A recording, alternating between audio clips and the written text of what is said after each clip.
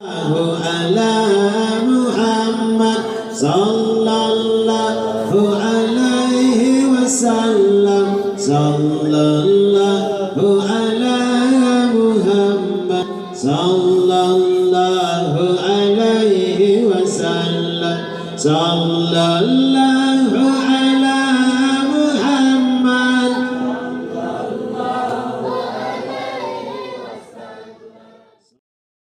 Assalamualaikum warahmatullahi wabarakatuh.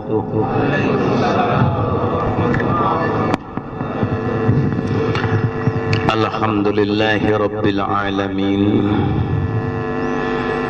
alladzi lam yalid wa lam yulad wa lam yakul lahu kufuwan ahad. Asyhadu an la ilaha illallah wahdahu la syarika lah, وأشهد أن سيدنا ونبينا محمدا عبده ورسوله الكريم نبي الهدى إلى يوم القيامة. اللهم صل وسلم وبارك على سيدنا محمد وعلى آله وأصحابه أجمعين. Anak-anakku yang dimuliakan Allah, semakin hari semakin dekat pula perpisahan kamu dengan diriku. Dunia berputar, masa beredar, antar satu dan lain pasti berpisah. Maka itu aku bagi tahu kepadamu beberapa masalah, purail masail, terutama yang dari Jakarta. Yang awal aku bicarakan tentang khutbah Jumat. Sesuatu yang tidak pernah dibuat oleh Nabi Muhammad sallallahu alaihi wasallam salah. Yang namakan salah, kullun bid'atin dalalah wa kullun dalalatin finnar. Kul katakan, kullun bid'atin, setiap sesuatu, katakan sesuatu yang tak pernah aku bagi contoh kepada kamu, bid'atin dalalah, yaitu sesat. Wa kullun dalalatin finnar, setiap yang sesat tempatnya api neraka jahanam. Contoh, kalau Nabi sholat maghrib, yang Nabi melaksanakan salat maghrib akhir waktu untuk mendapat isya awal waktu. Nabi mencontohkan demikian, tapi kita masih tidak mau mengikuti apa yang dicontohkan Nabi. Berarti kita telah membuat yang tidak dibuat oleh Nabi. Sesuatu yang tidak mengikuti cara Nabi pasti sesat. Tetapi beberapa masalah yang patut engkau ketahui. Mudah berbicara bid'ah, tetapi yang macam mana itu bid'ah? Kalau zuhur tidak dicontohkan oleh Nabi, Nabi tidak pernah mencontohkan pada waktu matahari yang cegah atau tergelincir sedikit. Bahkan Nabi selalu mengulur waktu sehingga bayangan matahari itu di belakang bukit, sehingga nampak bayangan bukit itu. Nabi melaksanakan sholat zuhur akhir waktu dan asar di awal waktu. Dalil hadis yang kita baca, yang ada untuk menguatkan segala perbuatan Nabi, 20 hadis yang disiapkan. Ketika 20 hadis yang telah disiapkan untuk kamu masih tidak mempercayainya, tidak sami'na wa ata'na, berarti kamu sendiri telah bertentangan dengan apa yang dilakukan oleh Rasulullah sallallahu alaihi wasallam. Bid'ah. Ketika kamu melaksanakan zuhur 5 rakaat, bid'ah. Ketika kamu melaksanakan maghrib 2 rakaat, bid'ah. Nabi tidak mencontohkan. Karena itu yang nyata. Jadi sangat mudah berbicara bid'ah, tetapi sepatutnya kita harus tunjukkan yang macam mana. Nabi tidak pernah mempertandingkan Al-Quran bid'ah. Kita buat mempertandingkan Al-Quran bid'ah. Suatu bid'ah, ada yang bilang hasanah, baik. Bid'ah memang sesat, tak contohkan, tapi baik bagi kamu. Allah Rasulnya tentu lain.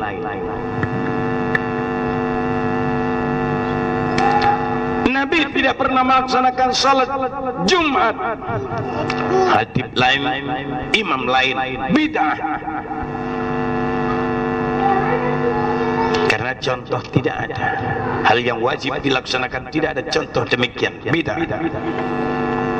Nabi tidak berkhutbah di dalam khutbah Jumat mengeluarkan wasiat dirinya, padahal dia berhak mengeluarkan wasiat. Nabi hanya membaca Al-Quran. Apa yang dicontoh kalau Nabi laksanakan. Jangan kau buat mengingat menimbang bahwa Nabi ini lalu kita harus mengeluarkan wasiat Nabi, hadis Nabi di dalam Jumat. Karena Nabi tidak berbuat begitu. Dia baca, kok selesai. Kalau kita tambah bid'ah. Akan tetapi kalau beliau membaca surah Qaf, kita membaca surah An-Nas, ada contoh. Umar ibn Khattab radhiyallahu anhu membaca Al-Kafir. Ali karamullah wajhah membaca Al-Ikhlas.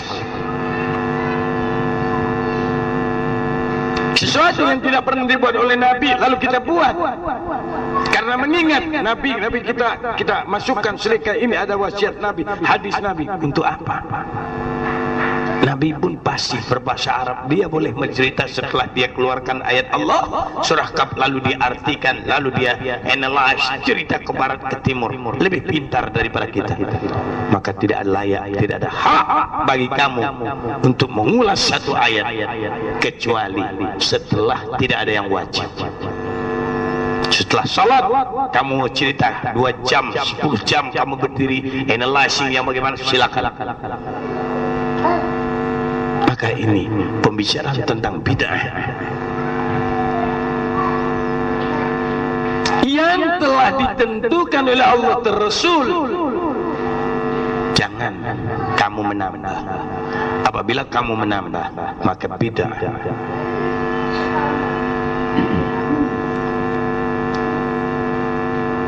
Dulu di zaman Rasul ada Baitul Mal. Zakat fitrah dikumpulkan, para zakat dikumpulkan, kemudian dibagikan kepada fakir miskin yang berhak menerimanya. Sekarang dimasukkan uang zakat itu dimasukkan di bank. Bid'ah. Dari mana jalannya? Nabi tidak pernah merintahkan simpan di bank. Ketika kita telah membuat yang tidak dibuat oleh Nabi demikian, bid'ah. Akan tetapi kalau dulu Nabi makan gandum, kita makan nasi, apakah itu bid'ah? Jawabnya tidak. Dulu Nabi naik kuda, sekarang kita naik mobil, apakah itu bid'ah? Kalau cerita bid'ah tidak pernah dicontohkan oleh Nabi. Sesuatu yang tidak dicontohkan oleh Nabi, bid'ah. Nah sekarang Nabi tidak mencontohkan naik mobil, kita naik mobil, apakah itu bid'ah? Karena kita hidup dalam zamannya. Nabi tidak pernah terbang pakai pesawat, kita naik pesawat, apa itu bid'ah? Maka sesuatu yang tidak pernah dibuat oleh Rasul, bid'ah. Yang mana bid'ah? Ketika mati seorang hamba Allah, lalu malam pertama ngumpul ramai-ramai, makan ramai-ramai, bid'ah. Maka kata Aisyah dan Fatimah Zuhra, ketika orang mati kami bersama-sama membikinkan makanan, membuatkan makanannya, kemudian kami memakan supaya dia mau ikut serta makan bersama. Dalil hadis yang demikian rupa, mereka membikinkan makanan, bukan orang yang kena musibah membuatkan makanan. Ketika orang yang kena musibah membikinkan makanan 3 hari, 7 hari, 40 hari, sehingga menjual hak-hak anak yatim, bid'ah. Ini tidak pernah dicontohkan Nabi. Bahkan sampai matinya Nabi tidak pernah berbuat yang demikian rupa. 3 hari, 7 hari, 40 hari, dan setahun. Ini perbuatan yang tidak pernah dibuat. Ketika orang yang susah, terpaksa dia berhutang di mana kedai untuk mengikuti adat tradisi yang bertentangan dengan hukum yang telah dihukumkan Allah dan Rasulnya. Bid'ah. Sesuatu bid'ah ada akan merusak segala-galanya. Hadirin muliakan Allah Subhanahu wa ta'ala. Maka perkataan bid'ah bukan mudah bermain di lidah. Maulidur Rasul, memperingati maulid, bid'ah. Nabi tidak pernah menyuruh memperingati hari lahir.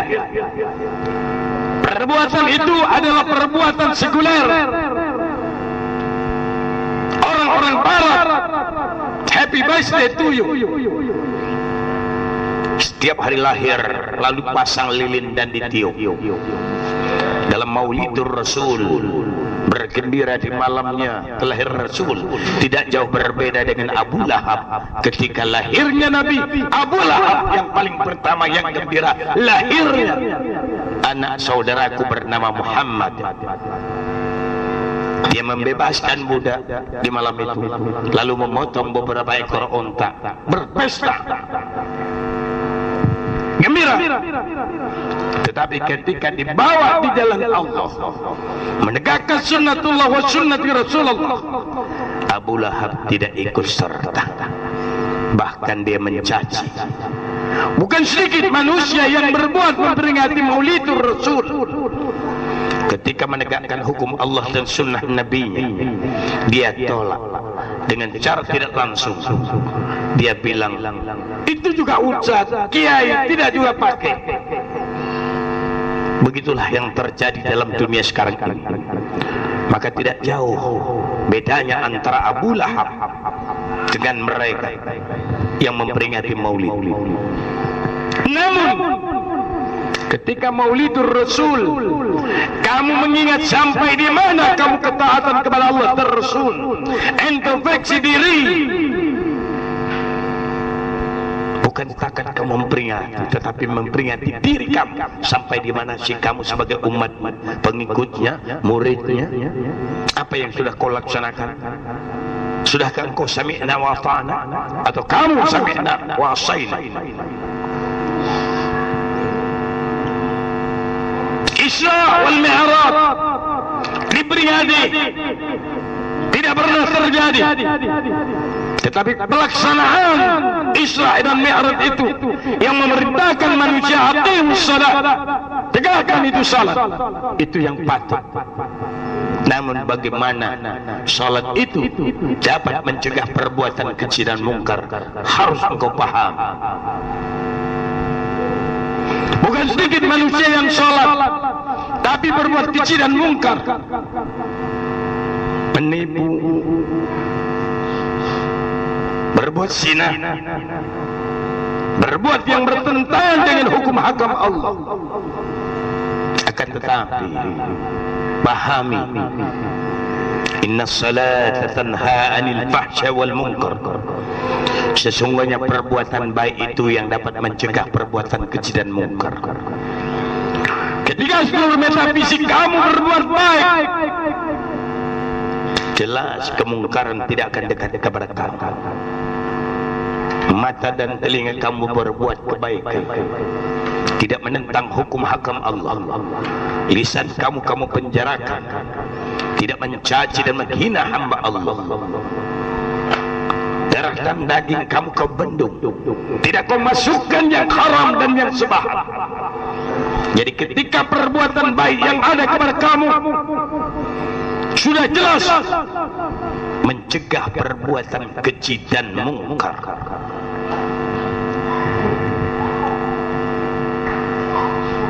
Qadiri belikan Allah, kullun bid'atin dalalah. Katakan yang tak pernah aku contohkan sesat. Wa kullun dalalatin binnar. Setiap yang sesat api neraka jahanam tempat. Khadirin muliakan Allah Subhanahu wa taala. Banyak yang dicontohkan Nabi tidak kita laksanakan. Maka mulai hari ini kamu berazam. Ketika kamu temui hadisnya, hendaknya bagi diri kamu seolah-olah baru saja kau mendengar berita tentang Rasul. Datang berita tentang Rasul, dibacakan Fulan Ibnu Fulan, lalu membacakan kepada kamu. Membaca adalah menceritakan adalah menyampaikan amanah Nabi. Ketika itu kamu sami'na wa ata'na, samalah kamu telah berjumpa dengan Rasulmu. Ketika kamu tidak melaksanakannya, samalah engkau menolak Nabi, samalah engkau munafik di tengah-tengah Rasul. Maka ancaman kamu asfalin nar. Al-Quran melarang kamu mencampur adukan yang hak dengan yang batil. Jangan kau campur adukan yang hak dan yang batil. Kamu sendiri tahu bagaimana cara kamu mencampur adukan kebenaran dan kebatilan. Ketika matamu memandang Al-Quran, kemudian mata ini juga kau pandangkan kemaksiatan, maka akan terjadi dua yang pada tubuh kamu, pada mata kamu. Besok diperiksa mana yang lebih banyak kebaikan di antara kemaksiatan. Kamu telah mencampur adukan yang hak dengan yang batil. Sepatutnya kamu dapat memilih untuk jalan mana yang akan kau pilih. Sementara kamu berbicara ihdinas siratal mustaqim, tunjuki kami jalan yang lurus. Allah selalu menunjukkan kamu jalan yang lurus. Tidakkah kamu ketahui bahwa matamu telah diberikan oleh Allah dengan sempadan, batas-batas. Apabila kamu berjalan, tundukkan pandang. Dia perahma mata supaya dikecilkan. Jangan mencampur adukan kebenaran dan kebatil matamu ini. Salah satu yang wajib kamu jaga. Bila kamu ingkar dengan ketentuan Allah, maka kamu siap di dalam api neraka jahanam. Karena perbuatan matamu, seluruh metafisik kamu akan hangus terbakar. Jangan kau bercerita dosa sedangkan kamu tidak memahami dosa.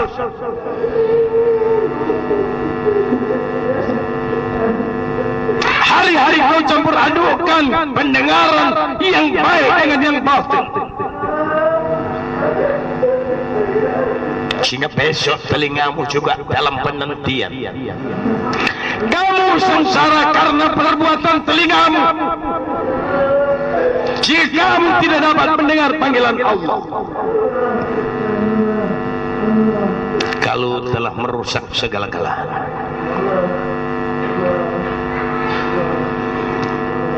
Maka itu hadir dimuliakan Allah.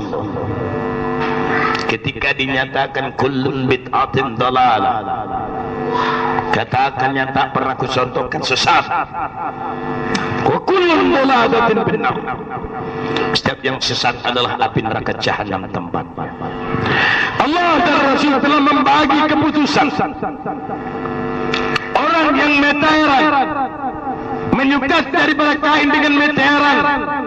Ketika kamu mencuri dalam meteran, bid'ah. Maka tempat kamu dalam api neraka Jahannam. Allah telah mengatur undang-undang. Ketika kamu menimbang, lalu kau timbang barang, kau curi timbangan, bid'ah.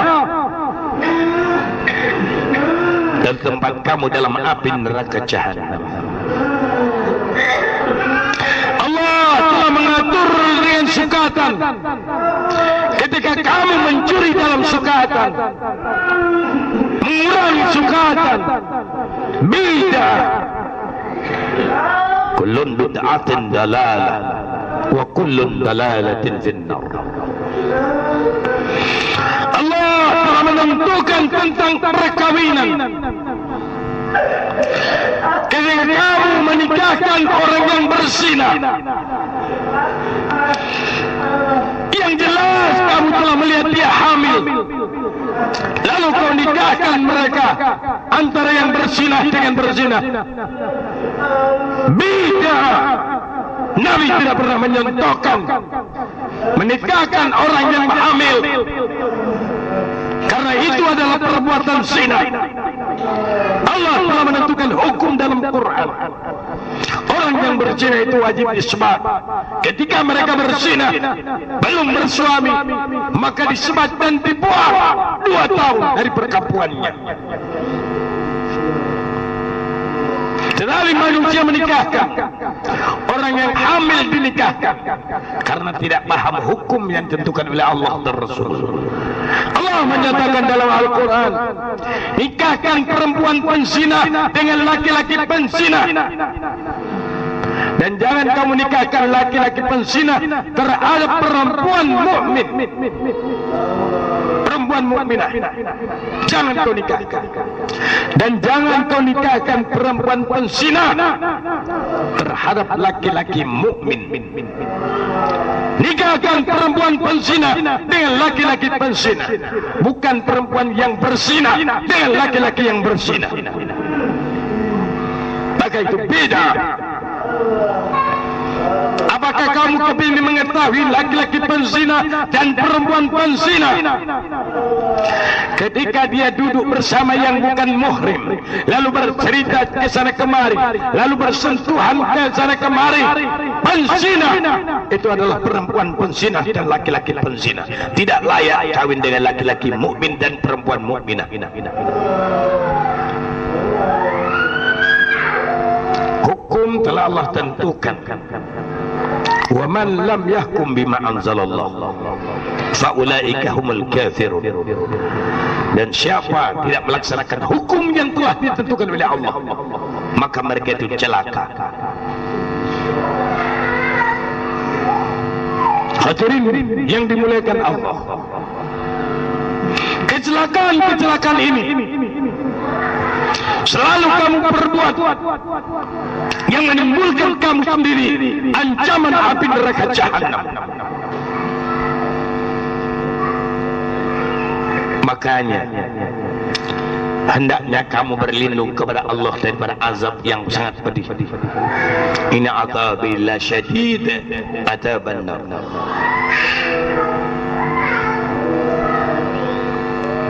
Hadirin muliakan Allah Subhanahu wa taala. Hukum yang ditentukan oleh Allah karena dia adalah Maha Pencipta, karena dia Maha Raja, karena ia Maha Berkuasa, karena dia Maha Pelindung. Maka itu hukum telah ditentukan oleh Allah. Al-yawma akmaltu lakum dinakum. Pada hari ini telah kusempurnakan hukumku atas kamu. Tidak ada seminar-seminar hukum di belakang hukum yang telah dihukumkan Allah. Bid'ah. Lalu kamu mengambil sebagian hukum untuk kamu dan sebagiannya kamu tinggalkan. Bid'ah. kau mengambil hukum untuk faraid, untuk nikah kala wujud dan faraid. Hukum yang lain kamu tidak pakai. Bid'ah.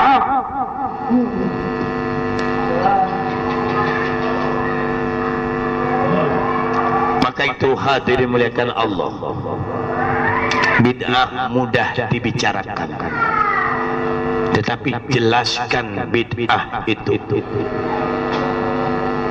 sehingga orang yang memahami tentang bid'ah tahu ini rupanya bid'ah. Jangan mudah berkata bid'ah, bid'ah, bid'ah, haram, haram, haram. Di ruang matamu sendiri yang haram, kau tidak sanggup basmi.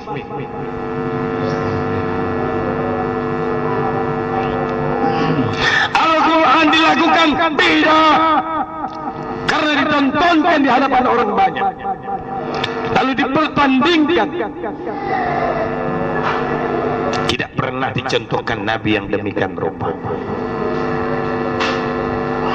Hadirin muliakan Allah Subhanahu wa ta'ala.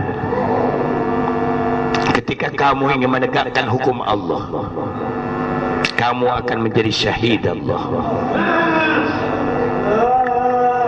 Ketika kamu tidak menegakkan hukum Allah, kamu telah menzalim diri kamu. Wa man lam yahkum bima anzalallah wa ulaika humuz zalimun. Timbangan, sukatan, meteran telah kau kurang. Kamu telah melihat dan kamu telah berbuat. Tanganmu menimbang, tanganmu mengukur, tanganmu menakar. Maka kamu telah menjalani tanganmu sendiri, yang besok tangan akan bercerita di hadapan Allah. Wa man lam yahkum bima anzalallah fa ulaika humuz zalimun. Kemudian karena perbuatan kamu menzalim orang-orang yang membeli kepada kamu,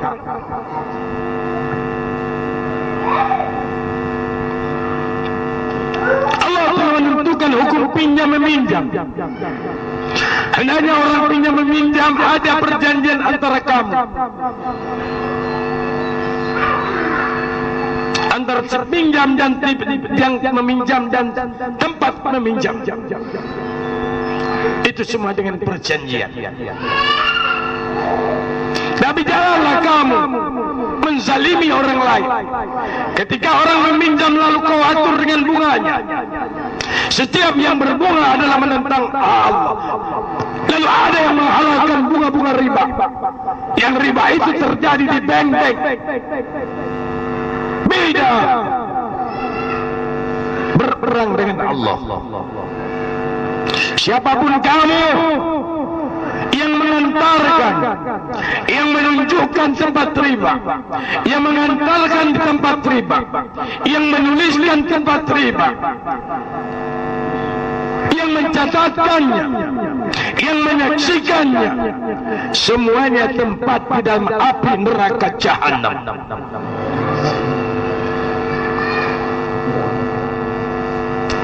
Praktik riba yang bertentangan dengan hukum Allah yang Maha Pencipta. Dibuat satu negara, yang negara itu mencari dana dengan membungakan uang di bank, yang menentang penciptanya Allah. Maka itu hadirin muliakan Allah, siapa saja yang menyimpan, yang meminjam, yang mengantarkan, yang menuliskan, yang menyaksikan, semua terlibat dalam satu makar bertentang, menentang Allah Subhanahu wa ta'ala. Tidak ada alasan sedikit pun bagi kamu untuk berdalil, karena Allah telah menentukan hukumnya.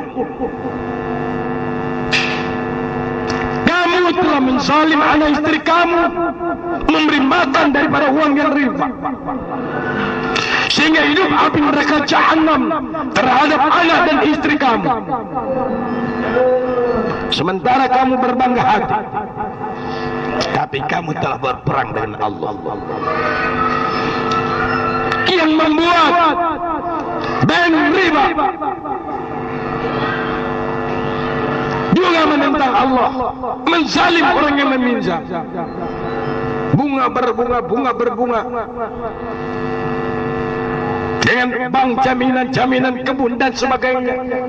Ketika tidak sanggup membayar, habis kebun kamu diambil, dan bunga yang dibayar lebih daripada pinjaman. Zalim. Wa man lam yahkum bima anzalallah fa ulaika humuz zalimun. Siapa yang tidak menegakkan hukum yang telah ditentukan oleh Allah, zalim. Siapapun kamu, dalil apapun kamu, zalim. Allah dan Rasulnya telah menentukan kepemerintahan dalam dunia, kepemimpinan dalam dunia. Cukup dengan zakat, kesadaran Allah bertuhan, beraja, Raja Allah, kamu sebagai khalifah, maka khalifah membawa hukum hakam Allah. Khalifah membawa sebagai duta-duta Allah. Khalifah membawa sebagai